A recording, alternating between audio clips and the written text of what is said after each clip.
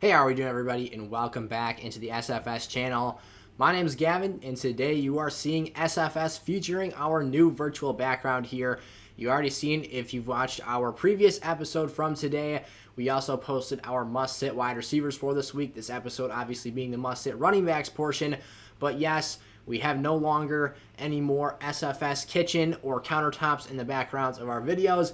We'll be rocking with the virtual background going forward, so let us know in the comment section down below if you're liking the look or if you have suggestions for us to use in the future here. But thank you all so much for tuning into today's episode. We're not going to waste any time. Let's hit that intro and get straight into our first must-sit running back here in Week 8.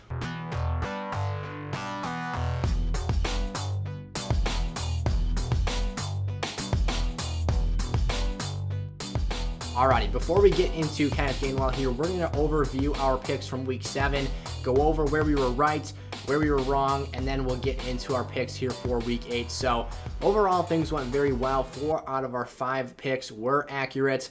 The one miss we had was Michael Carter, who didn't really have all that exceptional or flashy of a game, but he did present a solid enough fantasy lineup floor that he could have been considered a flex level player in half PPR or full PPR leagues last week. 11 carries, only 37 yards, but he did catch 8 of his 9 targets for 67 yards receiving. So that's where he ended up getting that floor value out of. Again, no scores, no, that rushing production still under 40 yards, so nothing too spectacular. But Damian Williams came back, was very outshined by Khalil Herbert, which was something we expected. We were cautioning Damian Williams fantasy owners of starting him coming off that COVID list last week. We assumed it would be a slow start for him, especially against a tough Tampa Bay front. Alex Collins, very, very quiet against the Saints. Mark Ingram, just 2.5 fantasy points in that matchup last week against the Cardinals. And then Latavius Murray was actually ruled out, so consider that one a wash, if you will, because obviously he wasn't even out there. So technically, I guess you could say we were 3 for 4 if you want to kick that one out of the picture. But Kenneth Gainwell here, moving into our Week 8 advice now. This is just, now Kenneth Gainwell obviously being the next man up. Miles Sanders was carted off the field with a pretty decent ankle sprain last week. Now it sounds like he's going to be all right. He's going to miss a few weeks here, but he should be back with us before the season is over. Kenneth Gainwell is the next man in line for opportunities and touches in this offense, and we've already gotten a pretty nice glimpse of him so far this year and seen a little bit of what this rookie can do out of the backfield for the Eagles as a dynamic offensive threat. Gainwell, though, is not someone I expect to see a large volume of touches, and that's the real determining factor for why I'm staying away from him. He is explosive. He does have a very unique skill set, and this is a player who can make impressive plays for us out of the backfield. But overall, I'm not really sure I trust the overall opportunity that Nick Sirianni gives these running backs on a week-to-week basis. Last week, although Miles Sanders did go down in that football game, Gainwell and Sanders only combined for 16 total touches. That is rushes and receptions combined. And that's just not cutting it. This running back, or this backfield, and this offense as a whole in general, has had really low rushing numbers and touches for the running backs all season long. I took a look at Miles Sanders' average touches per game throughout this entire season. Rushes and receptions is what accumulates to total touches, and he has 11.7 touches per game this season. So he is barely getting double-digit touches on a per-game basis as the lead back for this offense. Now, he's out of the situation here, which in theory means that Gainwell is going to maybe absorb Sanders' workload plus a little bit of his own. So maybe if he could have 13 to 14 touches per game, that would be great, especially for a player who can line up in the slot, catch passes there, be used as a scat back out of the backfield. But overall, I'm just not super confident that that's going to be his usage here, especially in his first start. So taking on the Detroit Lions, they stifled the Rams' run game last week. This isn't an overly impressive defensive group. Obviously, they are 0-7 now. The Lions are just a scrappy football team. They play hard, tough-nosed football. They held Darrell Henderson to 3 yards per carry last week. He had 15 carries, 45 yards.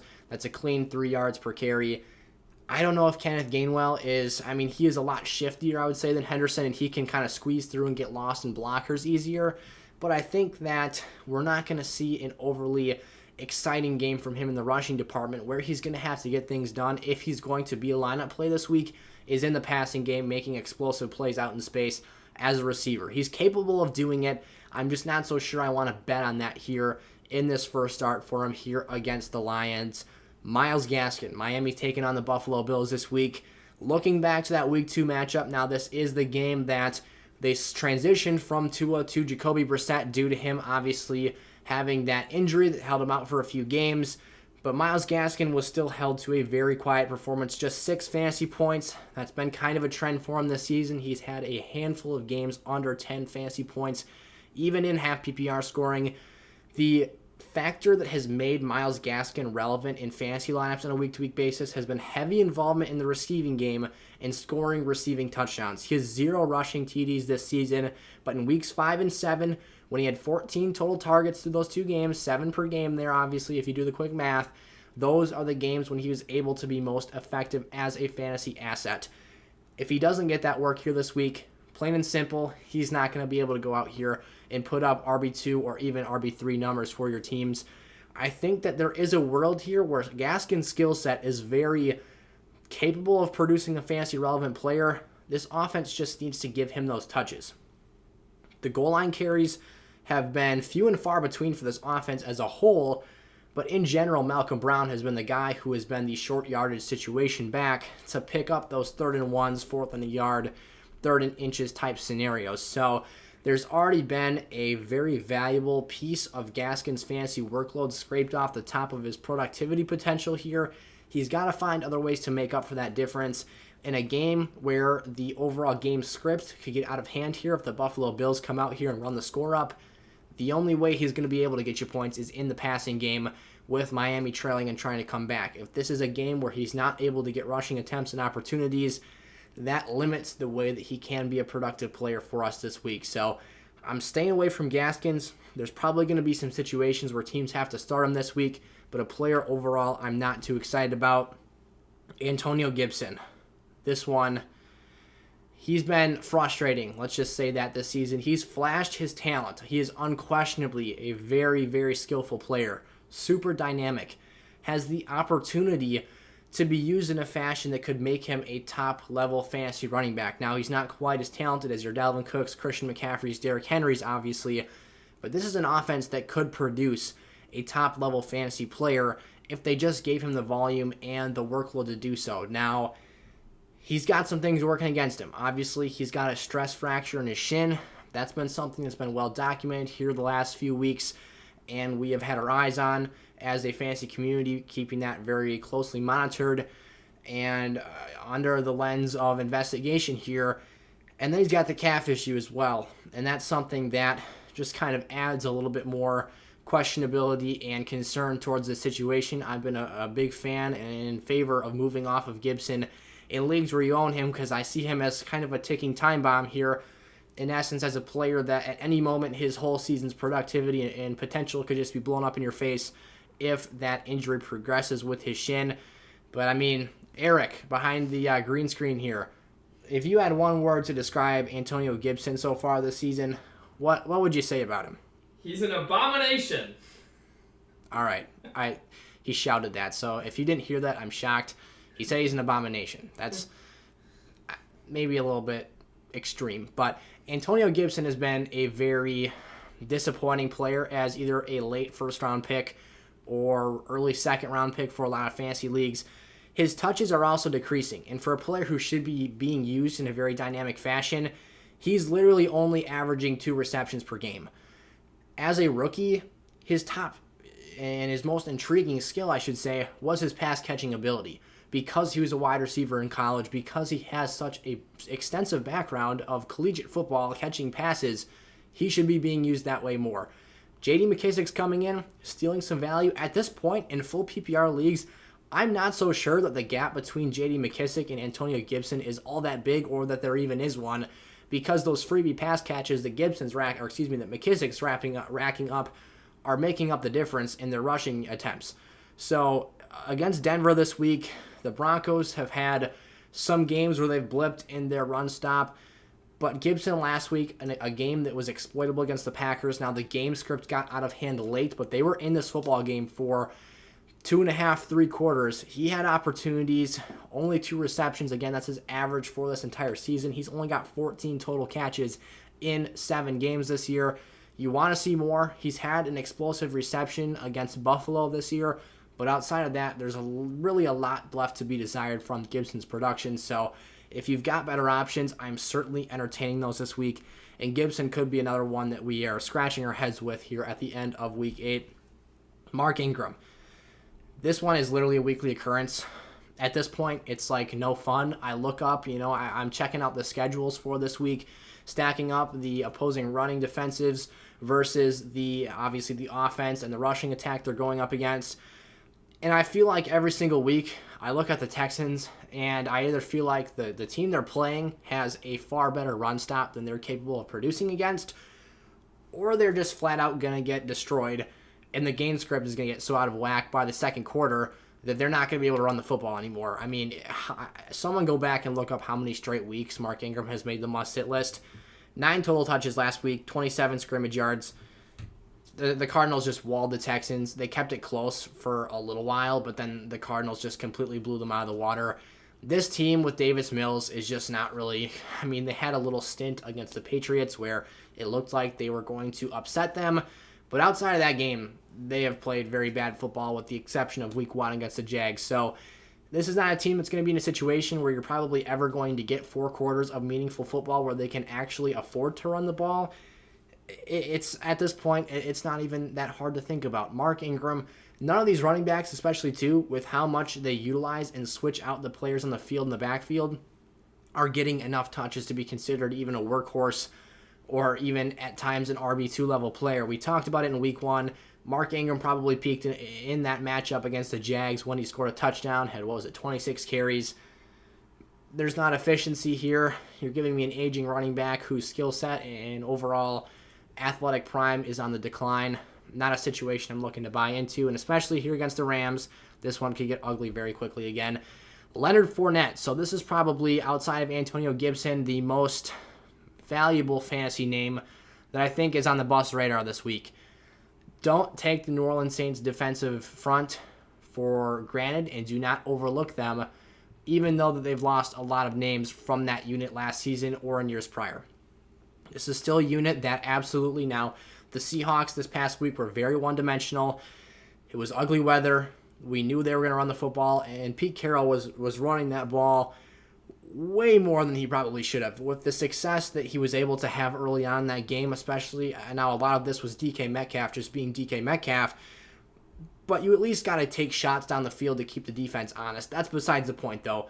These linebackers for the Saints, in particular, Demario Davis, he said it himself after the game, they cover every blade of grass. They take pride on stuffing the run game and ensuring that the opposing offense picks up as little production as possible in that department. This is a team that I forget, it was 50-plus games up until last season that did not allow a 100-yard rusher until they let Miles Sanders and Jalen Hurts do it to them in the same game. What a great combo to let that happen. But Leonard Fournette here, this is a team that is probably going to have a more offensive-minded attack in the passing game. I think TB12 is going to have a lot of pressure on him and obviously he's capable of stepping up and delivering here, but I think this is going to be a heavy passing attack. The Bucs hit a brick wall twice in the regular season with this matchup last year. They know running the football is not going to be super efficient or effective this week. If Fournette's going to produce, he's going to have to score touchdowns, maybe even multiple of them, or be heavily involved in the screen game as a pass catcher. So he's a low-end RB2 for me this week. I'm very cautious and conservative with how I'm projecting his upside here. It's either going to take a really long run, like I said, a touchdown, or heavy receiving involvement to keep his numbers afloat here this week.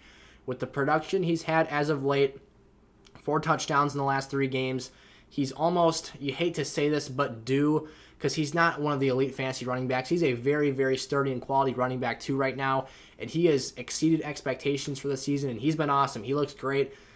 But at this point, you kind of figure sooner rather than later he's going to have one performance where his production dips just a little bit. Like I said, 4 touchdowns the last 3 games. If he's not able to continue that streak, we might be in for a little bit of a dip in productivity here this week. And then because I felt bad about including Mark Ingram on this list again, because to be honest, that pick is pretty lame. It's almost a given every week that he's not going to be a very productive player. We're tossing in another name.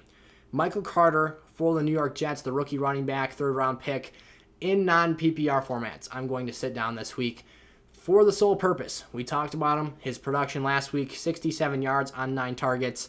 He's a pass catcher. That's how he gets his volume here.